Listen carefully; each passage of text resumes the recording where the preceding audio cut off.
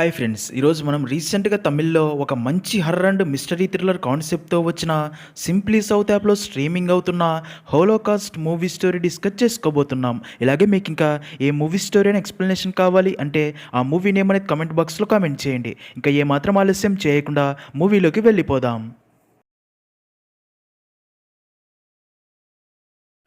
Movie start అవ్వగానే కేరళలోని వేగమాన్ forest ఏరియాలో ఉన్న ఒక ఇంటిని చూపిస్తారు. ఆ ఇంట్లో ఉన్న మన మూవీలో మెయిన్ క్యారెక్టర్ అయిన జెస్సీ అనే అమ్మాయి ఫుల్గా భయపడిపోతూ అక్కడికి వచ్చిన నన్తో తన చెల్లెలు జెన్నీ గురించి చెప్తూ ఉన్నట్టుండి జెన్నీ బిహేవియర్ పూర్తిగా మారిపోయింది. దెయ్యం పట్టిన దానిలాగా పిచ్చి పిచ్చిగా ప్రవర్తిస్తుంది. తన చేష్టలు చూసి నాకు భయం వేస్తుంది. ప్లీజ్ సిస్టర్, తనకేమైందో మీరే కనిపెట్టి నా చెల్లెల్ని కాపాడండి అని చెప్పి బాధపడుతుంది. అదంతా విన్న నన్ తనతో అసలు జెన్నీ ఇలా ప్రవర్తించడం ఈ ఇంట్లోకి వచ్చాక స్టార్ట్ అయ్యిందా లేక ఇంతకుముందు కూడా ఎప్పుడైనా ఇలా బిహేవ్ చేసిందా అని అడగ్గా దానికి జెస్సీ, లేదు సిస్టర్, జెన్నీ ముందు నార్మల్గానే ఉండేది, కానీ ఎప్పుడైతే మేము ఈ ఇంటికి షిఫ్ట్ అయ్యి వచ్చామో అప్పటి నుండి జెన్నీ ఇలా విచిత్రంగా ప్రవర్తించడం స్టార్ట్ అయ్యింది అని చెప్పగా దానికి నన్, విషయం నాకు అర్థమైంది, మీరేం టెన్షన్ పడకండి, మీ చెల్లెలు జెన్నీని ఎలాగైనా కాపాడుతానని ధైర్యం చెప్తుంది. అసలు జెన్నీకి ఏమైందో తెలియడానికి ఇక్కడే స్టోరీ కొన్ని రోజుల వెనక్కి ఫ్లాష్ బ్యాక్లోకి వెళ్తుంది. సీన్ కట్ చేస్తే జెన్నీ భర్త మిథున్ ఒక సినిమాటోగ్రఫర్. అయితే మిథున్కి చాలా రోజుల ఎదురుచూపుల తర్వాత ఒక హర్రర్ మూవీ తీయమని ఛాన్స్ వస్తుంది. ఇంకా జెస్సీ చెల్లెలు జెన్నీ ఒక హర్రర్ స్టోరీస్ రైటర్. తన మూవీస్కి, షార్ట్ ఫిల్మ్ ఫెస్టివల్కి హర్రర్ స్టోరీస్ రాస్తూ ఉంటుంది. ఇప్పుడు మిథున్ తను తీయబోయే హర్రర్ మూవీకి జెన్నీని హర్రర్ స్టోరీ రాయమని చెప్తాడు. ఇంకా జెన్నీ హర్రర్ స్టోరీ రాయాలి అంటే తనకి సిటీకి దూరంగా కొంచెం హర్రర్ ఎలిమెంట్స్ ఉన్న ప్రశాంతమైన ప్లేస్లో అయితే తన స్టోరీ ఇంకా బాగా రాయగలదని మిథున్ అలాంటి ప్లేస్ ఏదైనా ఉందా అని తన ఫ్రెండ్ వినోద్ని అడగ్గా వినోద్ మిథున్కి ఫారెస్ట్ ఏరియాలో ఉన్న ఈ ఇంటి గురించి చెప్తాడు. దాంతో మిథున్ అదే విషయం జెస్సీ అండ్ జెన్నీలకి చెప్పి ముగ్గురు సిటీకి దూరంగా ఫారెస్ట్ మధ్యలో ఉన్న ఈ ఇంటికి కొన్ని రోజులు ఉండడానికి వస్తారు. ఇక్కడే మనకు తెలిసే ఒక విషయం ఏంటంటే మిథున్ అండ్ జెస్సీ ఇద్దరు అనాథలే. ఇద్దరు ఒకరికొకరు నచ్చి పెళ్లి చేసుకుని ఉంటారు. తమ పేరెంట్స్ చనిపోయినప్పటి నుండి జెస్సీ అండ్ జెన్నీ ఇద్దరే జీవిస్తూ ఉంటారు. ఇప్పుడు మిథున్ జెస్సీని పెళ్లి చేసుకున్న తర్వాత ముగ్గురు ఒక ఫ్యామిలీగా ఉంటారు. ఇంకా మిథున్ జెన్నీని మరదల్లా కాకుండా ఓన్ సిస్టర్లా ప్రేమగా చూసుకుంటూ తనకి కావలసినవన్నీ ఇస్తూ ఉంటాడు.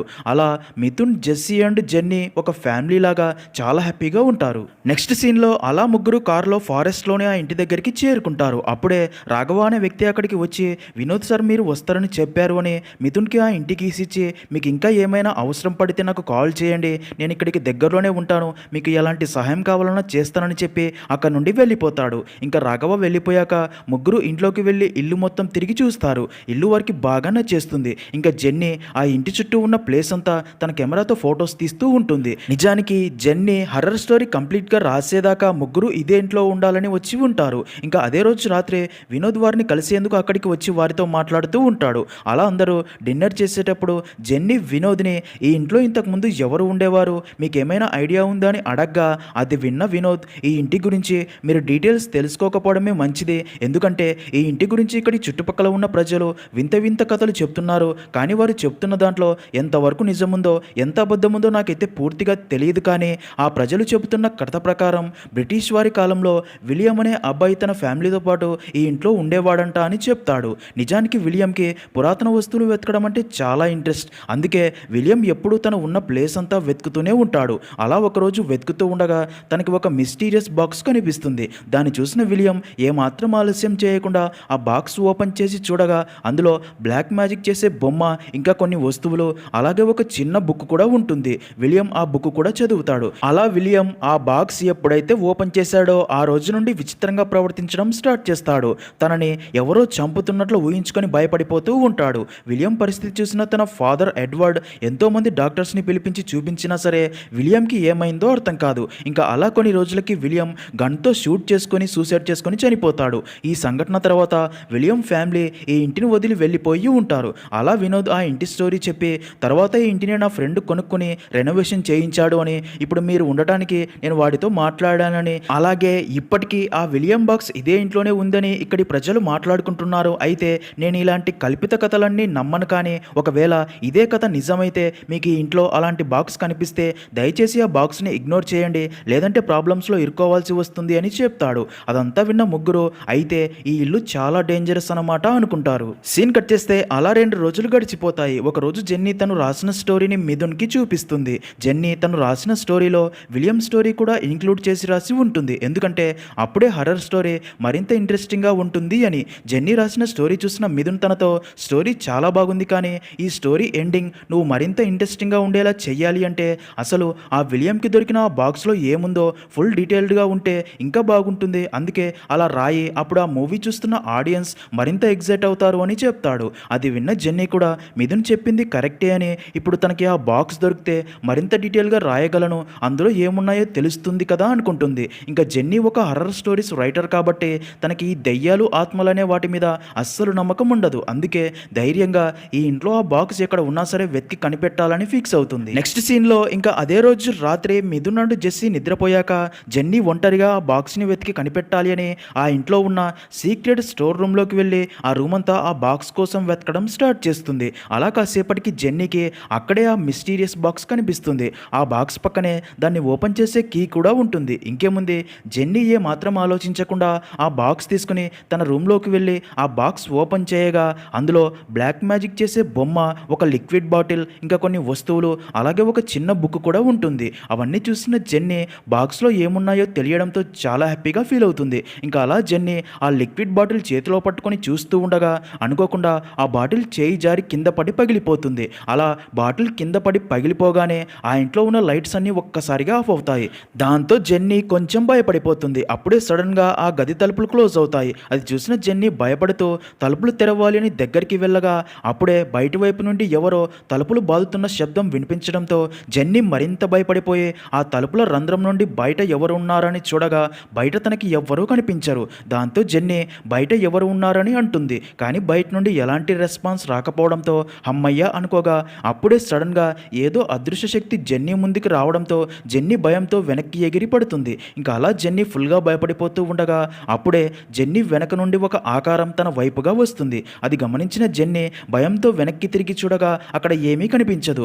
దాంతో జెన్నీ అమ్మయ్య బ్రతికించావురా దేవుడా అనుకుంటూ మళ్ళీ ముందుకు చూడగా తన ముందు ఉన్న భయంకరమైన ఆకారాన్ని చూసిన జెన్నీ మైండ్ బ్లాక్ అయ్యి భయంతో గట్టిగా అరవబోగా అప్పుడే ఆ ఆత్మ జెన్నీపై అటాక్ చేసి ఆ ఆత్మ జెన్నీ బాడీలోకి ప్రవేశించినట్లు చూపిస్తారు. సీన్ కట్ చేస్తే అలా ఆ రోజు నుండి జెన్నీ విచిత్రంగా ప్రవర్తించడం స్టార్ట్ చేస్తుంది. ఎవరితోనూ సరిగ్గా మాట్లాడదు. అసలు జెన్నీ తన ప్రపంచం వేరన్నట్లు రోజు ఒంటరిగా బ్రతుకుతూ ఉంటుంది. ఇంకా అలాగే ఆ ఆత్మ జెన్నీ బాడీలోకి ప్రవేశించినప్పటి నుండి స్టోరీ రాయడం కూడా మానేసి ఉంటుంది. ఇంకా జెన్నీని అలా చూస్తున్న మిథున్ అండ్ జెస్సీకి మొదట ఏమీ అర్థం కాదు. అయితే స్టోరీ రాసే ప్రాసెస్లో ఆ ప్రెషర్ వల్ల ఇలా బిహేవ్ చేస్తుందేమో అనుకుంటారు. ఇదిలా ఉండగా ఒకరోజు స్టోర్ రూమ్ నుండి జెన్నీ పిలుస్తున్న సౌండ్స్ విన్న జెన్నీ ఆ రూమ్లోకి ఎందుకు వెళ్ళిందని చూడడానికి ఆ రూమ్లోకి వెళ్తుంది. అయితే జెస్సీ రూమ్లోకి వెళ్ళగా అక్కడే చీకట్లో నుండి ఎవరో తన వైపు రమ్మని సైగ చేయడం చూసిన జెస్సీ అటువైపు వెళ్ళబోతుంది. మరో పక్క ఇంటి బయట ఉన్న మిథున్కి జెస్సీ గట్టిగా అరుస్తున్న సౌండ్స్ వినిపించడంతో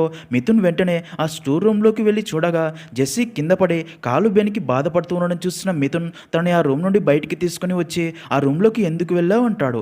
అప్పుడే జెన్నీ తన రూమ్ నుండి అక్కడికి వచ్చి జెస్సీతో అసలు ఆ రూమ్లోకి ఎందుకు వెళ్ళావక్క అని అడగ్గా దానికి జెస్సీ ఆ రూమ్ నుండి సౌండ్స్ వినిపిస్తే నువ్వే ఆ రూమ్లో ఉన్నావు అనుకుని వెళ్ళాను అంటుంది.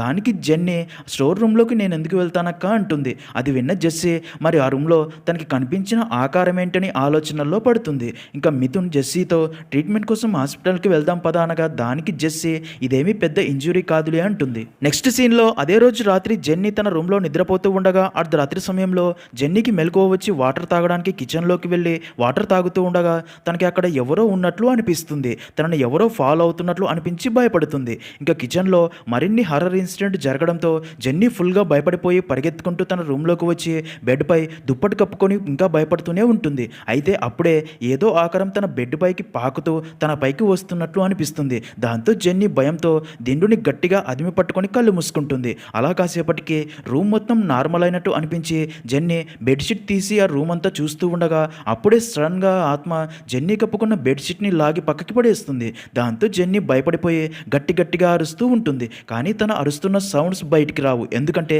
జెన్నీ అరుపుల శబ్దం తన గొంతు నుండి బయటికి రావట్లేదు కాబట్టి. ఇంకా అలా జెన్నీ కాసేపు బాగా అరుస్తూనే ఉంటుంది.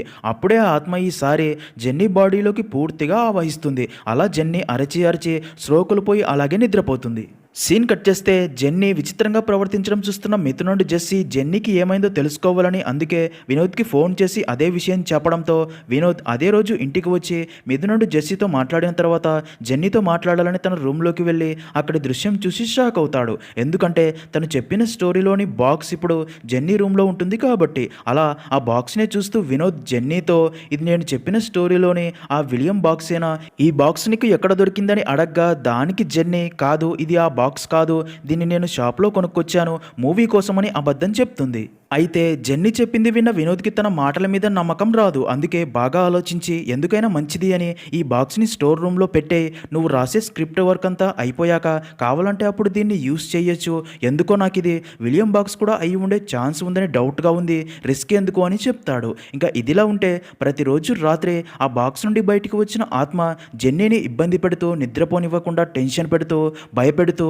అర్ధరాత్రులు జెన్నీ ఫుల్గా నిద్రలో ఉండగా బెడ్ పై నుండి కింద పడేస్తూ టార్చర్ చేస్తూ ఉంటుంది. దాంతో జెన్నీ పగలంతా ఎంతో ప్రశాంతంగా ఉండగలుగుతుంది. కానీ రాత్రి అయితే చాలు ఆ ఆత్మ జెన్నీ బాడీలోకి ప్రవేశించి చుక్కలు చూపిస్తూ ఉండడంతో జెన్నీ ఫుల్గా భయపడిపోతూ పిచ్చిదానిలా అప్పుడప్పుడు బిహేవ్ చేయడం జెస్సీ చూసి చాలా బాధపడుతుంది. అసలు జెన్నీ ఎందుకు ఇలా బిహేవ్ చేస్తుందో అర్థం కాక ఒకరోజు జెన్నీ గురించి మిథున్కి చెప్పి తనని ఒకసారి సిటీకి తీసుకెళ్లి హాస్పిటల్లో డాక్టర్కి చూపించమని పంపుతుంది.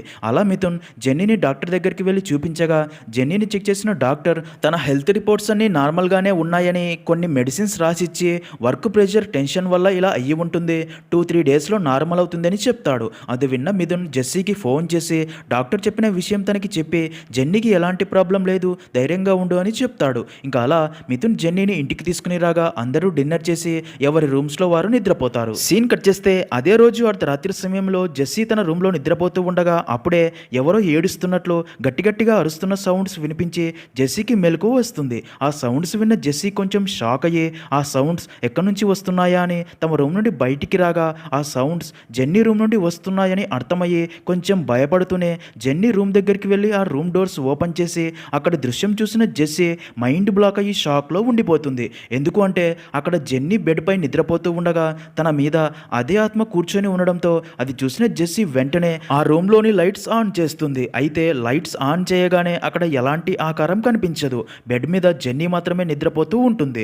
దాంతో జెస్సీకి అసలు తను చూసింది నిజమా లేక అబద్ధమా అని, ఒకవేళ నిద్రమత్తులో తనే అలా ఊహించుకొని ఉంటానులే అనుకుని జెస్సీని డిస్టర్బ్ చేయకుండా ఆ రూమ్లోని లైట్స్ ఆఫ్ చేసి మళ్ళీ అక్కడ నుండి వెళ్ళిపోతుంది. అయితే అలా జెస్సీ అక్కడ నుండి వెళ్ళిపోగానే ఆ ఆత్మ మళ్ళీ అదే ప్లేస్లో ఉన్నట్లు చూపిస్తారు. నెక్స్ట్ సీన్లో మరుసటి రోజు ఉదయం మిథున్ జెస్సీతో నా మూవీ ప్రాజెక్ట్కి సంబంధించి ఒక ఇంపార్టెంట్ మీటింగ్కి అటెండ్ అవ్వడానికి వెళ్తున్నా, 2 డేస్లో మళ్ళీ తిరిగి వస్తాను, అప్పటిదాకా జెన్నీని జాగ్రత్తగా చూసుకో, తనని ఎలాంటి టెన్షన్స్కి లోనవ్వనీయకు, నేను తిరిగి వచ్చేలోగా ఈ ప్రాబ్లమ్స్ అన్నీ సాల్వ్ అవుతాయని అనుకుంటున్నా అని జాగ్రత్త చెప్పి అక్కడ నుండి వెళ్ళిపోతాడు. ఇంకా అలా మిథున్ వెళ్ళిపోయాక జెస్సీ ఫుడ్ ప్రిపేర్ చేసి తినడానికి జెన్నీని కూడా పిలుస్తుంది. అలా జెన్నీ ఫుడ్ తినడానికి వస్తుంది. అయితే ఇక్కడే ట్విస్ట్ ఏంటంటే మొదట జెన్నీ ఫుడ్ నార్మల్గానే తింటూ ఉంటుంది. కానీ కాసేపటికి విచిత్రంగా ప్రవర్తిస్తూ కొన్ని నెలల నుండి ఆకలితో ఉన్న దానిలాగా ఫుడ్ ముఖం ఎప్పుడు చూడని దానిలాగా నోటి నిండా ఫుడ్ కుక్కుకొని తింటూ ఉంటుంది.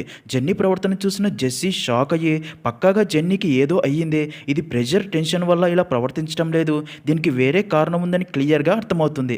అందుకే బాగా ఆలోచించి మిథున్కి ఫోన్ చేసి జరిగిందంతా చెప్తుంది. అయితే మిథున్ మాత్రం జెస్సీ మాటలు సీరియస్గా తీసుకోడు. ఇంకా అదే రోజు రాత్రి జెస్సీ జెన్నీ రూమ్లోకి వెళ్ళి తనకి గుడ్ నైట్ చెప్పి తన రూమ్లోకి వెళ్ళబోగా అప్పుడే జెన్నీ జెస్సీతో అక్క ఈరోజు రాత్రికి నువ్వు కూడా నాతో పాటే పడుకో, నాకు భయంగా ఉంది అని చెప్తుంది. అది విన్న జెస్సీ కూడా జెన్నీ భయం పోగొట్టాలని ఆ రాత్రికి జెన్నీతో పాటు తన రూమ్లోనే నిద్రపోతుంది. అయితే అలా కాసేపటికే జెస్సీకి మెలకువ వచ్చి చూడగా ఆ రూమ్లో తను అండు జెన్నీ కాకుండా మూడో వ్యక్తి ఎవరో ఉన్నారు అనిపిస్తుంది. ఆ ఆకారం ఆ రూమ్లో ఒక మూలన ఉన్నట్టు చీకట్లో మసకగా కనిపిస్తుంది. దాంతో జెస్సీ కొంచెం భయపడుతూనే ఎవరు నువ్వని గట్టిగా అడగ్గా అప్పుడే ఆ ఆత్మ ముందుకి రాగా ఆ ఆకారం చూసిన జెస్సీ ఫుల్గా భయపడి గట్టిగా అరుస్తుంది. ఆ అరుపులు విన్న జెన్నీ కూడా లేచి ఆ భయంకరమైన ఆకారాన్ని చూసి ఇద్దరూ భయపడుతూ ఆ రూమ్ నుండి బయటికి వెళ్ళాలని చూస్తారు. కానీ కానీ ఆ రూమ్ డోర్స్ ఓపెన్ అవ్వవు. మొదటిసారి జెస్సీ ఆ ఆత్మని చూసి ఫుల్గా భయపడిపోతుంది. ఇంకా అలా ఆ ఆత్మ వారిని ఫుల్గా భయపెట్టి జెస్సీ చూస్తుండగానే జెన్నీ బాడీలోకి ఆ ఆత్మ ప్రవేశిస్తుంది.